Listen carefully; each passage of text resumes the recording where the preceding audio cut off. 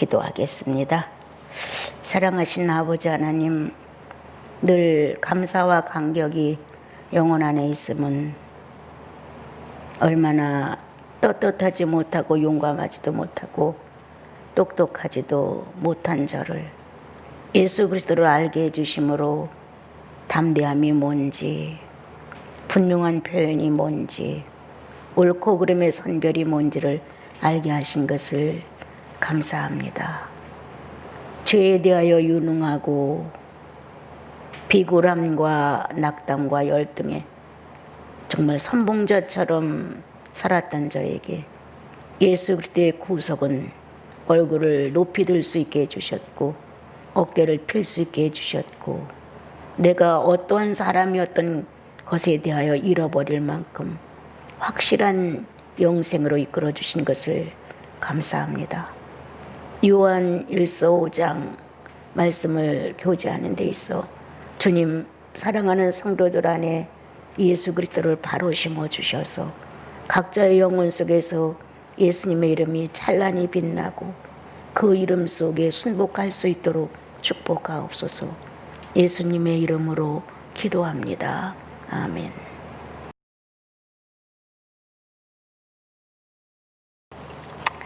이제 요한 1서 또 거의 이제 끝나갈 무렵인데요. 늘 체온의 안전함과 따뜻함을 느낄 수 있는 장이라고 저는 늘 생각합니다. 우리에게 권면을 하셔도 또 때때로 위를 하시고 때때로 책망을 하신다 할지라도 상대가 가지고 있는 선한 감정이 어떻게 상대에게 전달되느냐는 굉장히 중요한 것 같습니다. 상대가 나에게 어떠한 감정으로 낯을 대하는지 또 나는 상대의 마음을 어떤 감정으로 대하는지 감정 속에 있는 비인격의 물체들이 나를 상하게 하고 또 상대를 상하게 할 때가 참 많습니다.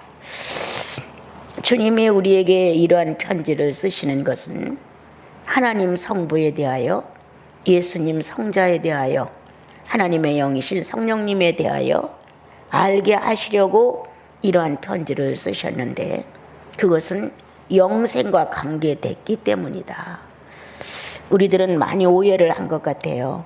영생은 영원히 아주 끊임없이 오래 사는 것으로.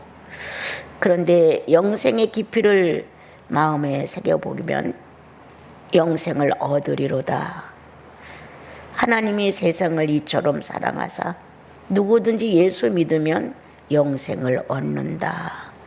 예수 믿으면 다른 어떤 조건을 갖다 집어넣은 것이 아니라 예수라는 실제적인 물체를 등장시켜서 그를 믿으면 영생을 얻는다 이렇게 하셨습니다.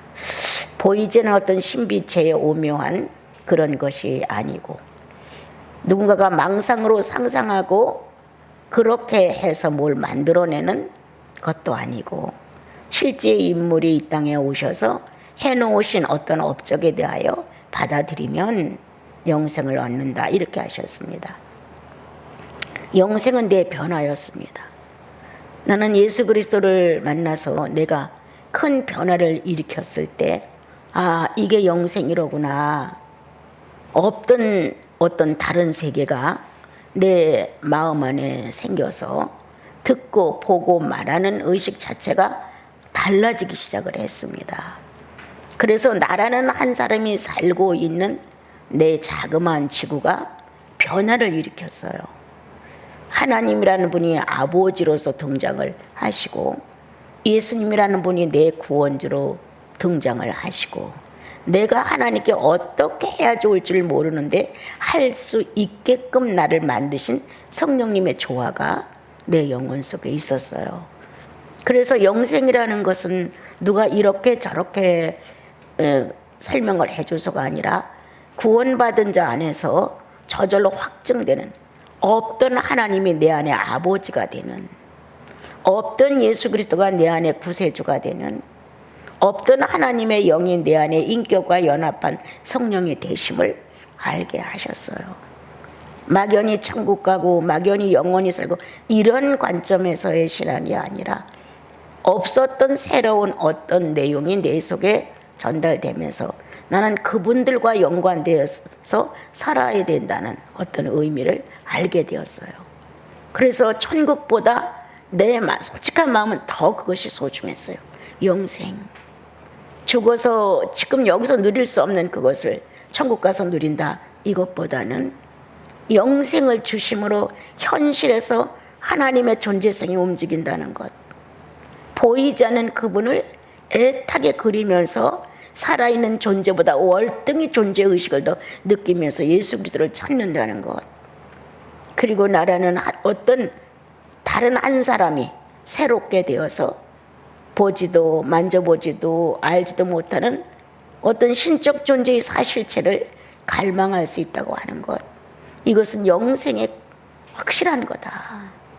이렇게 영생을 저는 나름대로 새로운 어떤 세계가 영혼 속에 이루어지면서 천국을 죽어서만 가야 되는 그러한 것에 대한 호기심이 아니라 실제로 내가 살아서 움직이는 내 오관 속에 존재는 어떤 의미가 분명하다는 사실을, 이것이 영생이로구나. 영생은 살아서 경험해야 한다라는 마음을 그때부터 저는 갖게 됐어요. 살아서 내 영생을 육체가 인정해 줘야 돼요. 너는 영생을 아는 자야. 넌 영생을 받은 자야. 너는 영생 속에 있는 자야 하고 육체가 나를 인정해 줘야, 아 그래 영생이야, 난 영생 안에 있어.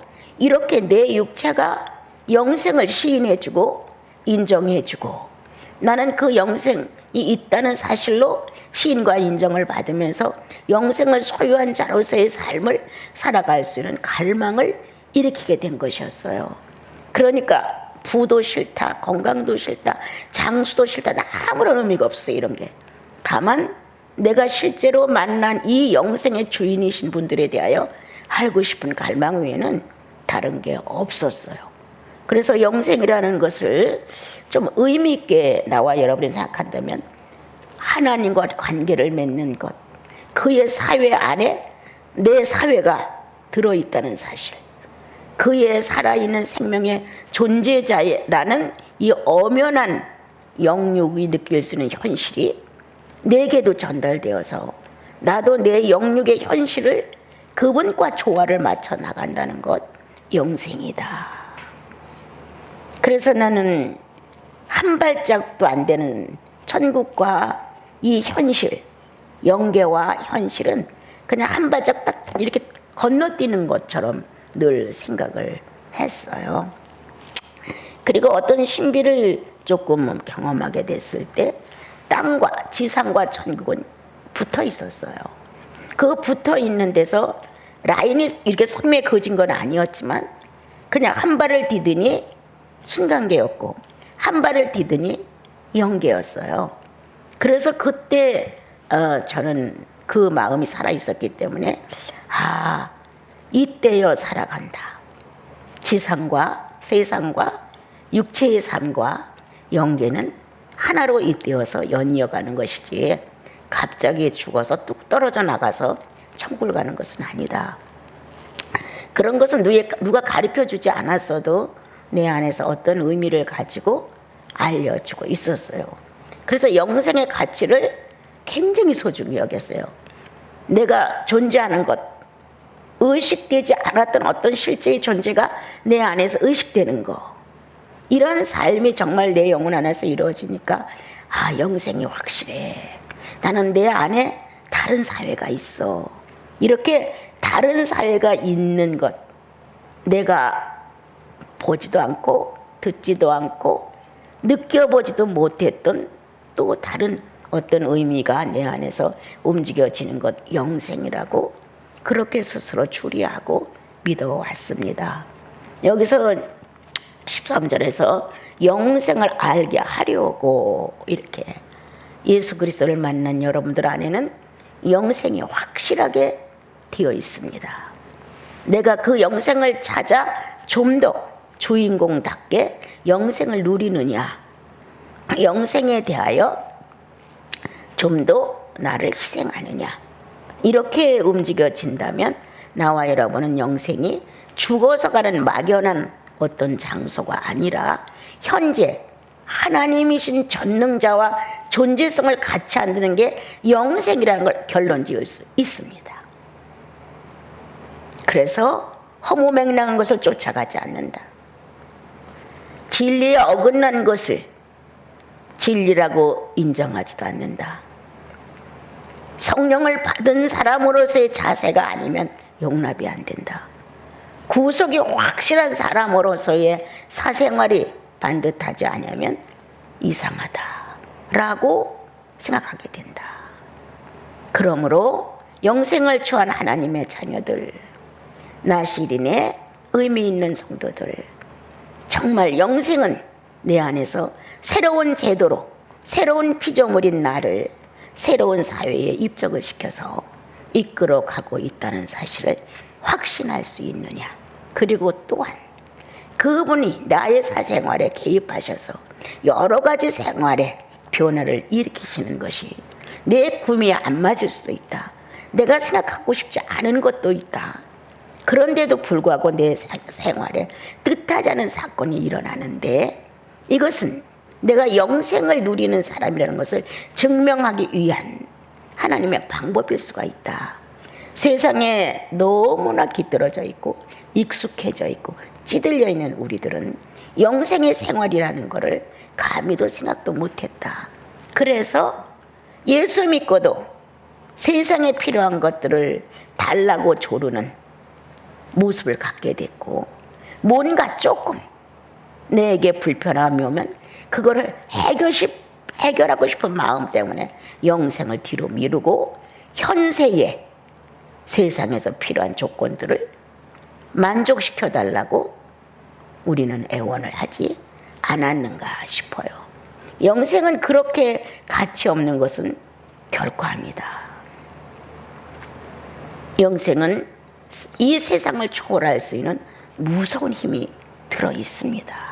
그 무서운 힘으로 세상과 나를 정복해 갈 수 있는 뜻을 이루기 위한 것이 성령이십니다. 성령이 우리 안에 오셔서 구하는 바를 주신다고 했는데 무엇을 구할 것이냐가 중요합니다. 세상에 속한 사람으로서 영생을 몰랐을 때의 삶에 필요한 것들을 영생을 받은 이후에도 요구하는 것이냐, 아니면 영생을 받은 사람이기 때문에 뭔가 영생에 맞는 것을 구하는 것이냐는 다릅니다. 성경은 구하라 그리하면 담대함을 얻어 받을 것이다 라고 말씀하십니다. 이것을 우리는 오해했습니다. 육체에 필요한 모든 것을 구하는 사람들로 저마다 유명해졌습니다. 철회를 해, 금식기도를 해, 산기도를 가. 내용이 다 뭡니까? 빨리 선악과를 소유하고 싶은 욕망 때문에 이런 기도의 모습을 우리는 너무 많이 갖고 있었습니다. 어떻게 하면 선악과를 무심하게 볼 수 있을까? 어떻게 하면 관계없는 것으로 내가 취급을 하고 당당히 내게 지워진 영광을 받으려면 고난도 받아야 해. 고난이 있음으로 온전한 믿음을 이룰 수 있어. 고난이 있음으로 예수 그리스도의 생애에 동참하는 것을 알 수 있어 라고 성경은 우리에게 일러주셨는데, 그것보다는 오히려 어떻게 하면 선악과를 남보다 빨리 딸 수 있을까? 어떻게 하면 빨리 먹고 보암직, 먹음직, 지혜로 먹건 탐스러운 사건에 내가 유능자가 될 수 있을까? 이렇게 함으로 우리는 주의 뜻대로 구하는 것을 잃어버렸습니다. 얼마나 많은 목사님들이 주님의 뜻대로 구하라고 말해 주었을 것입니다. 귀에 들어오지 않았습니다.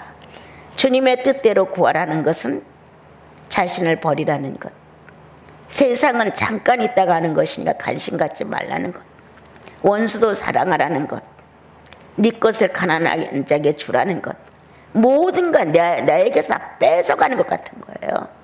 그런데 어떻게 주의 뜻대로 구하겠어요? 예수님이나 주의 뜻대로 구한다고 생각하죠들. 주님은 죽으심에 대하여 내 뜻대로 마옵시고 아버지 뜻대로 하십시오. 아주 거룩해 보이고 온전해 보이고 아주 대단한 순종자로 보입니다. 그러나 나는 그렇게 할 수 없다는 거죠. 영생이 확실하면 나도 그럴 수 있게 하옵소서. 나도 예수님처럼 내 구주처럼 버려진 자로 남게 하옵소서. 이름 없이 왔다가 이름 없이 가는 자로 내 생애를 끝마치게 하옵소서. 주님, 어떻게 하여야 고난의 인생의 아픔을 지니고 당신 앞에 나와 땀방울이 핏방울이 될 수 있는 진액을 당신께 올릴 수 있습니까? 이렇게 나와 여러분은 뭔가 예수의 모습을 담는 기도를 할 수 있어야 예수께서 하신 기도에 응해질 수 있고, 주님이 그래, 아버지의 뜻대로 구함이 이거였다. 나는 사람이 아니요 벌레입니다. 나는 촛밀같이 녹았고 물같이 쏟았으며 수양의 기름처럼 타버렸습니다. 이 뜻대로 되어달라는 우리들의 구주 예수 그리스도의 뜻을 성취하고자 하는 기도가 우리에게 있어야 하는데 우리는 그것쯤은 못한다고 말합니다. 그러니까 말로는 아버지의 뜻대로라고 말하지만 실상 아버지의 뜻대로 되는 것은 두렵고 불안합니다. 그러므로 우리는 아버지의 뜻대로 구하는 표현이 엄청 미약합니다. 어떻게 보면 선뜻 내놨다가도 다시 가져갑니다, 여러분. 뭔가 성령이 내 영혼 안에 충만함을 드러낼 때는 주님 뜻대로 이렇게 말하지만 나의 본연의 자세로 돌아왔을 때는 안 돼, 그러면 안 돼, 주님 내 거 다 가져가시면 어떡해, 이런 아쉬움 때문에 정작 담대함을 얻지 못합니다. 나같이 조건이 나쁜 사람은 또 다를 수도 있어요. 둘 중에 하나겠죠. 주님 나를 고쳐서 나를 떳떳한 사람으로 세우시고 영생을 누리게 하시고 하나님 영광 받으십시오, 이렇게 할 수가 있는가 하면, 이렇게 못난 자에게 영생을 주심으로 나에게서 가치를 찾으십시오. 더 불행해져도 더 슬퍼져도 더 고난을 받는다 할지라도 내 주님이 만족하시면 난 좋습니다. 둘 중에 하나겠죠. 그래서 예수를 실상으로 만들어주는 사람, 영생이 확실한 사람이다. 우리는 예수 그리스도를 실상으로 만들지 못하는 데 있어서 허점이 많고 마귀가 조롱한다. 너 구원받았다며? 너 성령 받았다며? 그런데 지금 네가 하고 있는 이 행실이 뭐야? 넌 네 자아 하나를 부인하지 못하잖아. 너의 예수는 그렇게 자신을 다 부인하고 십자가의 못을 박아 나를 이겼다. 사단이 하는 말이에요. 나를 이겼다. 그런데 넌 뭐냐? 이렇게 사단은 우리를 조롱할 수 있다는 거예요. 결국 사단의 조소는 내 속의 욕망이에요. 내 속의 욕망 때문에 그가 빈정거리고 정말 기가 막히게 유혹도 하고 나를 장난감처럼 갖고 놀다 팽개치기도 하고 이런 모습을 많이 볼 수 있습니다. 여러분, 내 자존심으로 생각했던 나, 예수 그리스도를 몰랐을 땐 내 자존심으로 살았어요. 그런데 그리스도를 영접하고 나니 내 자존심은 개도 안 물어가는 거였어요. 아무것도 아니었어요. 허세였어요. 그 자존심은 어떻게 보면 열등감을 붙들고 늘어지는 모습인지도 몰라요. 예수 믿고 나니까 무슨 자존심이 필요해요? 예수 그리스도가 십자가의 못을 박으면서 난처한 입장, 죄인도 아닌데 죄인처럼 옷을 벗기고 뺨을 맞고 침을 뱉는, 여기에 자존심을 얘기할 수 있는 사람이 누굽니까? 내가 그분의 그 모습 때문에 구원을 받았어요. 자존심을 다 버린 40에 가까운 청년의 마지막 생애 속에서 내가 태어났어요. 내 자존심이 어디 있습니까? 내 자존심은 원수를 사랑하는 겁니다. 오히려 우리가 하나님을 버렸는데 이 버려진 자를 안갚음하는 것이 자존심이었는데 살려줬다는 거예요. 사단이 나를 잡아가지고 자기 원대로 했는데, 하나님의 자존심은 자신을 주고 나를 당당한 자녀로 회복시켜 놓는 자존심이에요. 우리는 하나님의 자존심을 못 배운 사람들이에요. 얼마나 하나님이 저렇게 비참해져, 저렇게 매달려서 죽어야 돼, 저렇게 침뱉음을 받아야 돼, 이루 말할 수 없는 수모 속에서 그의 자존심은 완전히 음부였죠. 그 자존심 때문에 내가 살아났잖아요. 내가 살아났단 말이에요. 그래서 나와 여러분은 그분 앞에 가면 자존심이 너덜너덜 다 떨어져 나가요. 다 찢어져 나가요. 모래처럼 다 흩어져 나가요. 내 자존심은 예수님 같은 자존심을 위임받은 거예요. 원수가 줄이고 목마르거든 먹이고 입혀라. 예. 네 것을 다 줘 가난한 자를 살려라. 예. 높은 데 마음을 두지 말고 낮은 데 들어와. 예. 어디 가면 잘난 척하지 말고 무능한 자로 여겨라. 예. 이렇게 해서 사람들 속에 그리스도인이 살았다는 사실을 증명받는 것, 그것은 자존심이다. 순교자들이 비참하게 위치와 직위와 가정을 다 파괴하고 죽어가는 현장, 누가 그걸 자존심이라 합니까? 이 육체의 욕망 선악과를 따서 버리는 것이 자존심입니다. 그래, 너희들의 욕망대로 나를 다 고통을 당하게 하고 순교를 당하게 하고 찢을지라도 나는 예수를 부인하지 않는다. 육체의 조건과 영의 조건을 맞바꾸는 그 자리에서 영의 조건을 선택하는 것, 바로 뭡니까 여러분?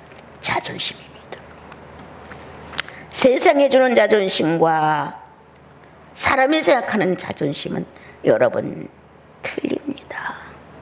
우리는 세상이 붙들고 있는 자존심을 갖지 않습니다.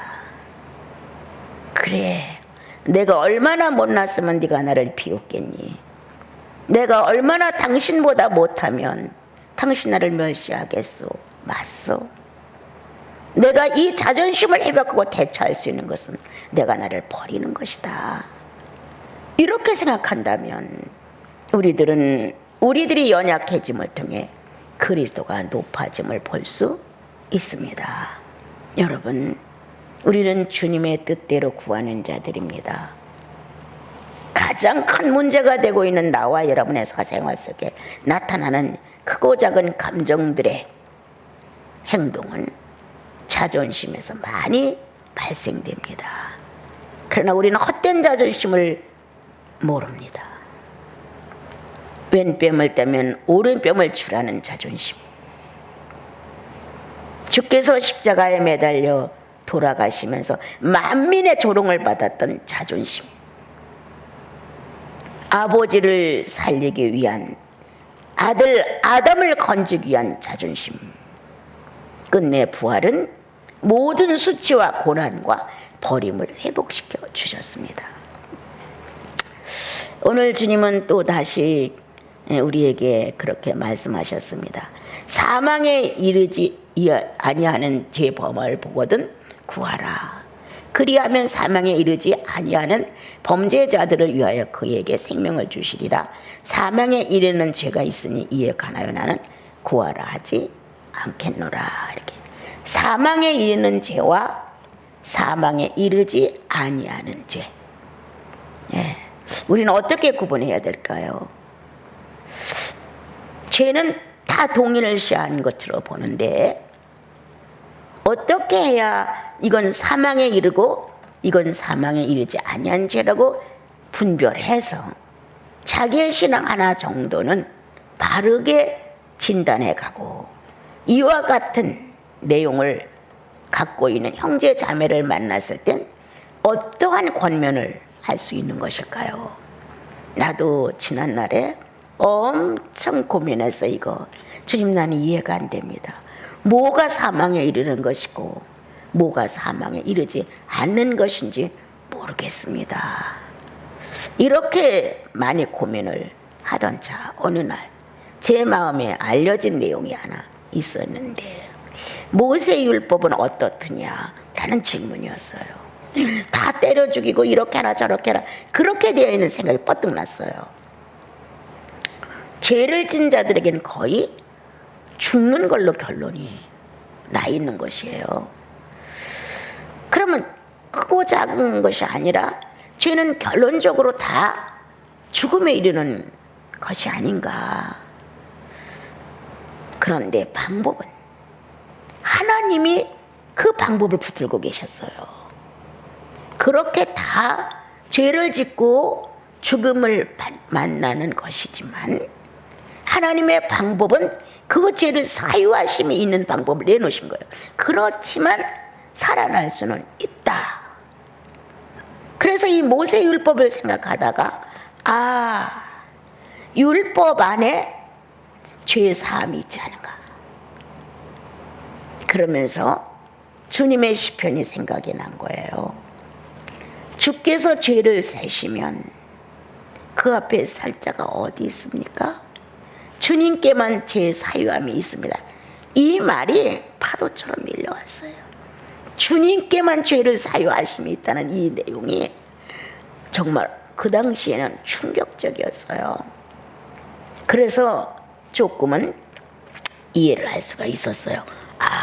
그렇구나. 죄는 몽땅 하나님을 거부하는 것, 하나님을 싫다고 하는 것, 그러기 때문에 다 사망에 이른다.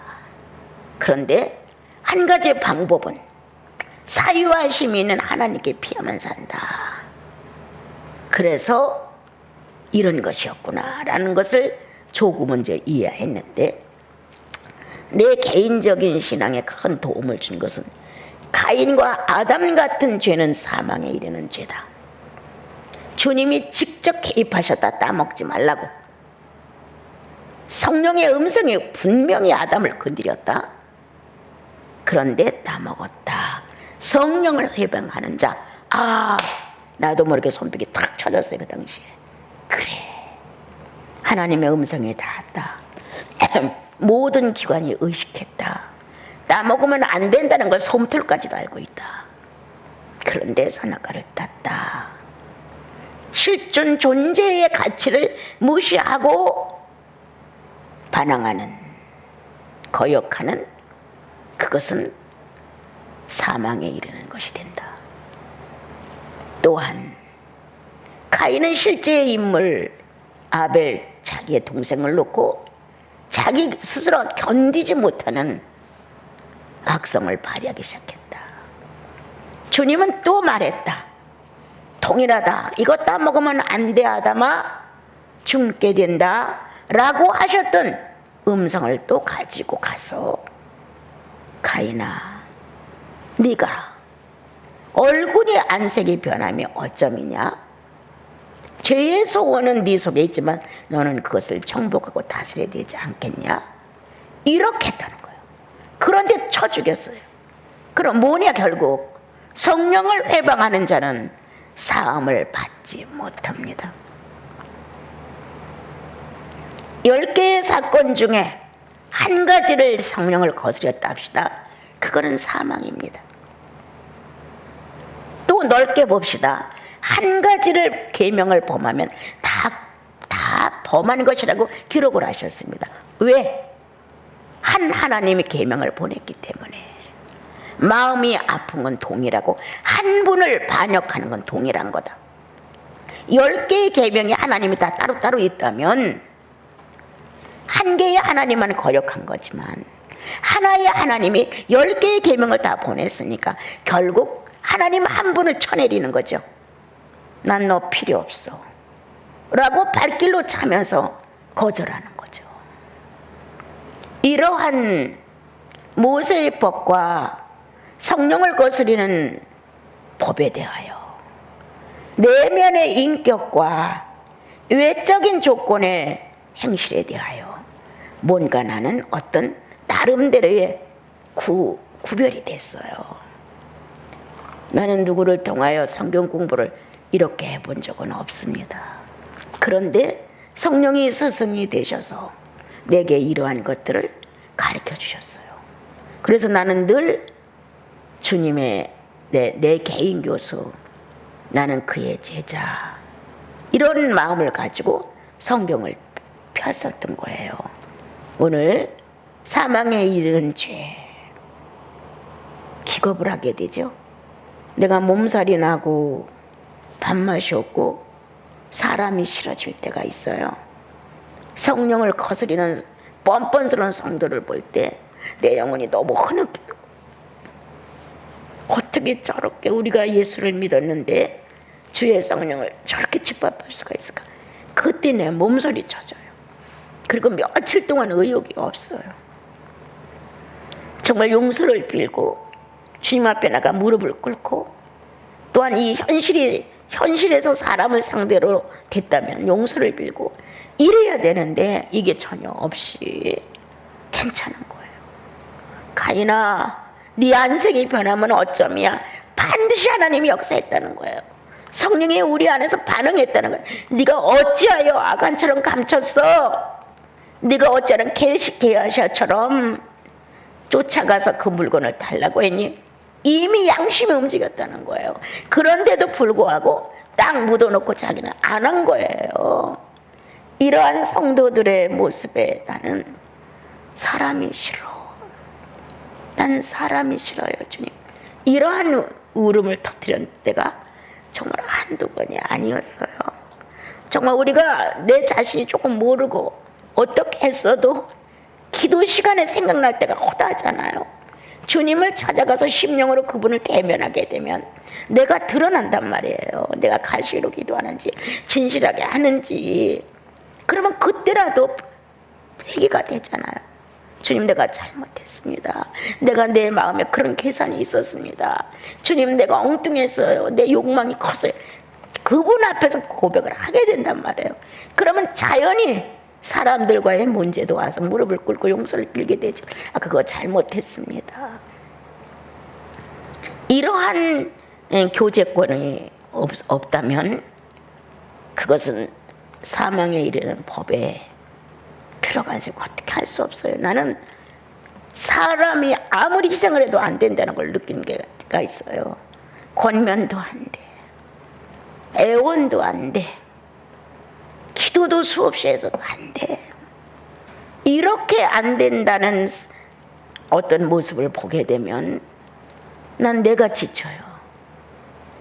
어떻게 무관심? 무관심도 사실 얼굴을 맞다고 살면 되는 게 아니에요. 남남 아주 멀리 떨어져서 몇십 년 안 보면 무관심이 될 수 있는데, 같이 사는 범위 내에서 같이 주이면 예배를 드리는 우리들 사회에서는 무관심이 될 수 없어요. 그런데 삐뚤어져 가는 사람들 쳐놓고 다 똑같은 말을 해요. 나한테 관심 갖지 마세요. 똑같은 말을 해요. 어쩜 그렇게 죄는 똑같은지 모르겠어요. 나한테 신경 끊으세요. 나한테 관심 갖지 마세요. 이렇게 말을 하는 거예요. 그게 억지로 되느냐고요. 나도 관심 안 가졌으면 좋겠어요, 여러분. 근데 내 형제와 내 자매라는 고백이 있었고 침례가 있었고 만찬이 있었다면 고민 안 할 수가 없는 거예요. 오늘 행여 내가 사망에 이르는 죄를 저지르고 상대 내 형제 자매들까지도 지치게 만드는 게 아닌가, 깊이 생각해 봐야 되겠죠. 또한 내가 사망에 이르는 죄가 뭔지도 몰랐다. 성령을 거스리는 게 사망에 이르는 죄예요. 성령을 회방하는 자는 사하심을 받지 못해 라고 기록하셨어요. 그 문제는 해결될 때까지 음부해요, 내 안에서. 그러므로 오늘 나와 여러분은 정말 사망에 이르는 죄가 뭔가, 성도와 성도 사이에 소통이 한다고 평화가 안 이루어지는 사람들, 심리 안에 뭔가 자기 자신으로 똘똘 뭉쳐가지고 암덩어리 존재처럼 되어 끝내 사망으로 나를 이끌어가는 문제들. 하나님의 거룩한 창조의 법, 둘이 아니라 하나다. 예수께서 교회라는 이름을 가지고 같은 지체야. 이렇게 우리에게 알려주셨는데도 불구하고 우리는 자신을 완고하게 붙들고 삶의 모든 편을 자기가 고집해야 되고, 거기서 남과 내가 소통이 안 되는 모습을 봐도 아무렇지도 않은 것, 못 고치는 것 같아요. 나는 늘 그래요. 성령이 아니면 안 돼 라고 말하는데, 정말 성령님은 어디까지 그렇게 가이나 안색이 변하며 어쩌면 이렇게 했는데도 끝내 동생을 죽였어요. 여러분, 안 돼요. 그거를 따먹으면 정령 죽는다 하다마 그냥 따먹었어요. 이들은 이럴 수 있었다는 거예요. 나는. 그러나 지금 예수 그리스도의 생생한 죽음과 부활을 갖고 있는 우리들은 이게 용납이 안 된다는 거예요. 여러분, 그리스도를 또 십자가에 못 박을 수는 없다는 거 아니에요. 여러분, 구약은 그럴 수가 있다는 거예요. 신약에 와서도 예수 그리스도를 그렇게 십자가에 매달리는 걸 잡아 끌어내려? 부활한 예수를 부활하지 않았다고 두들겨 패서 다시 죽여? 그럴 수 없죠. 신약은 이게 용납이 안 되는 거예요. 여러분, 그렇다면 오늘 성경에 말하는 대로 나는 사망에 이르는 죄, 또 조금 더 깊이 들어가 봐요. 난 영생이 없는 건가? 여기까지 가봐야 돼요. 나에겐 영생이 없는 건가? 왜 성령의 소리가 안 들리는가? 왜 그리스도의 구속의 능력이 내게서 작용하지 않는가? 우리 깊이 돌아다 보고 성도들이 나를 안타깝게 기도해 주어 사망에 이르지 않는 죄의 덕을 볼 수 있으면 참 좋겠습니다. 여러분, 더군다나 우리들이 예수 믿고 완고해진 사람들을 보면 성령을 활용하지 않은 사람들, 자기가 잘난 사람들은 스스로 자기 스스로가 만족감을 느껴요. 자기 혼자는 아주 괜찮아요. 이런 사람들은 대부분이 자기의 모든 의견이나 생각이나 이런 것들을 상대 타자에게는 반영이 되기를 그렇게 원해요. 그런데 타자의 어떤 의견이나 내용이나 이거는 수렴 안 해요. 자기 말은 상대에게 막 심어주려고 노력하고 자기 의견이나 자기의 모든 것들을 상대가 용납해서 다 받아들여지기를 바라는데 본인은 전혀 안 하죠. 이거 안 돼요. 예수는 이런 영이 아닙니다. 예수 그리스도는 이러한 분이 결코 아니죠. 하나님께로 난 자마다 죄를 짓지 않는다고 기록을 하셨습니다. 어떤 죄가 가장 큽니까? 하나님을 믿지 않는 죄가 가장 크다고 주님이 말씀하셨습니다. 예수 믿고 하나님 믿고 자녀 됐다면 어떤 것이 더 큰 죄입니까? 여러분, 성령을 거절하는 것입니다. 성령의 살아있음의 권위를 내 인격에다 놓지 않는 것입니다. 오늘도 나는 내가 권위 있게 성령을 정복해야 되죠. 오늘도 나는 내 고집과 아집을 통해서 뭔가 성취하고 나서 자기 만족을 성령 충만으로 끌어다 대치를 시켜버리죠. 이러면 안 됩니다, 여러분. 오늘 주님이 우리에게 이르신 말씀대로 이제 17절 보면 모든 불의가 죄로 돼 사망에 이르지 아니하는 죄도 있도다. 권면을 듣는 자, 내가 잘못했어. 내가 어떻게 영생을 얻으리까? 스데반의 설교를 듣고 마음에 찔려 스데반을 돌려쳐 죽인 사람이 있는가 하면 그 중에는 저 말이 오라. 내가 어떻게 해야 그리스도를 인정할 수 있을까?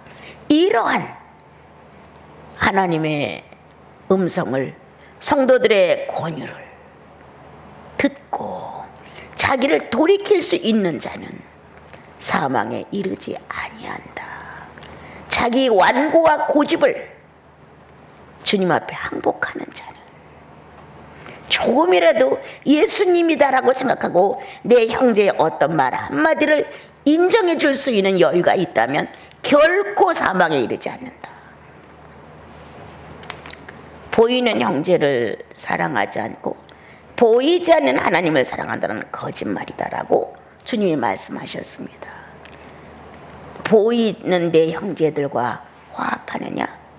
보이는 내 가족과 화합하느냐? 나보다 뒤떨어진 자를 용납하고 용서해 주느냐? 나보다 좀 높은 자를 존경하고 우러러봐 주느냐?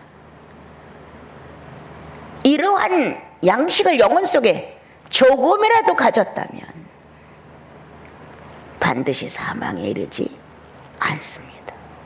성령은 우리 안에 왜 존재하시느냐? 사망에 이르지 않게 하기 위해서입니다. 이 놀라운 성령의 축복을 나와 여러분 사망에 이르는 죄로 사용하지 맙시다. 사망에 이르지 않는 죄를 주님 앞에 반듯하게 회개케 하게 하여 성령은 책임을 지고 계십니다.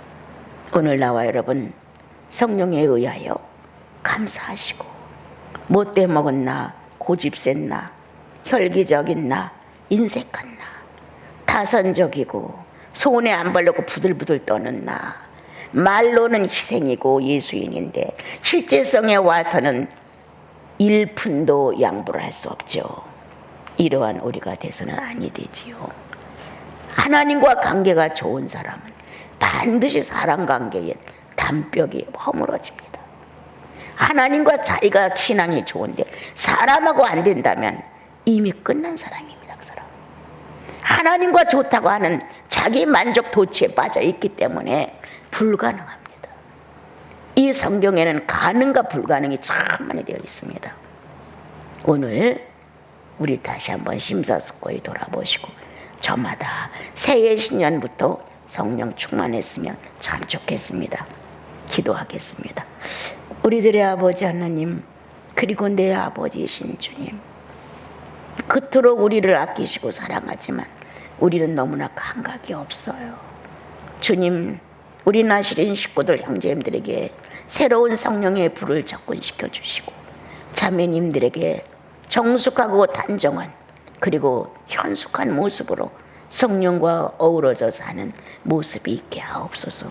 갈수록 이 좋은 비대면의 시간을 잘 활용하여 영그러진 열매의 수확을 예수께 드리게 하옵소서. 예수님의 이름으로 기도합니다. 아멘.